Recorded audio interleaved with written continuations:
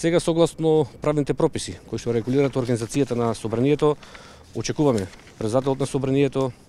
да ја достави согласно деловникот до сите пратеници, а потоа ние, како што наведуваме во самиот поднесок, согласни сме било кој пратеник или било која пратеничка група да ја процесира оваа наша иницијатива. Инаку, околу причините, сакам да истакнам дека за Македонија тоа се суштествени, но генерално гледано и пошироко, сметаме дека НАТО е една фашистичка организација која што ја гледаме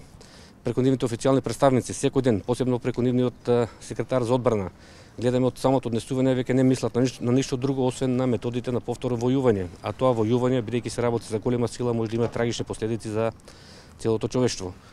Посебно за нас, што е за Македонија побитно, гледаме се работи за една геноцидна организација која што сака да го промени името, идентитетот и целосно да не обезличи како Македонија и како македонци. Затоа ние сметаме дека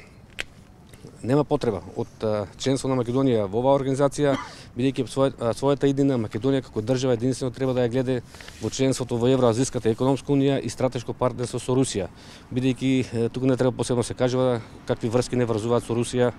од национални, културни, религиозни, така да со еден збор кажано, ние сметаме дека пратениците ќе бидат на висината на задачата, посебно апелирам до македонските пратеници од ВМРО, ДПМН и СДСМ, да бидат на висината на задачата, да водат сметка за интересите на Македонија и на македонците и да ја прифатат оваа иницијатива. Само уште да кажам дека доволно е просто мнозинство во собранието од вкупниот број пратеници за да биде оваа иницијатива да влезе во процедура и да биде усвоена. И на крај сакам посебно да апелирам до председателот Талат Џафери да не мисли да го повтори она што го направи со нашиот закон за амнестија, кога заради негова лична суета и нервоза, бидејќи како што може да видите и во оваа иницијатива, доле имаме една фуснота во која кажуваме дека Талат Џафери не го признаваме за председател на собранието, се до уставна оценка на неговиот избор од страна на Уставниот суд на Македонија. Така да го предупредуваме да не постапи исто како што нашата иницијатива за предлог закон за амнестија на бранителите, кога поред негова лична суета не сакаше да ја прими нашата иницијатива, на 3 пати ни ја враќаше само поради таа фуснота заради негова лична реакција. А согласно прописите во собранието, личната нервоза и суетата на било кој функционер не е причина да не се почитува деловникот и уставот. Од тука, значи,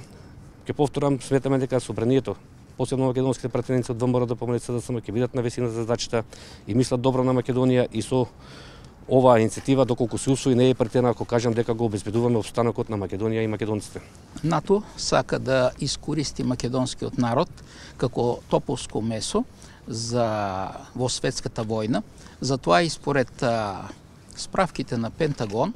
по светската војна тие замислува да останат само 4% од жителите од населението на земјата. Така што со еден збор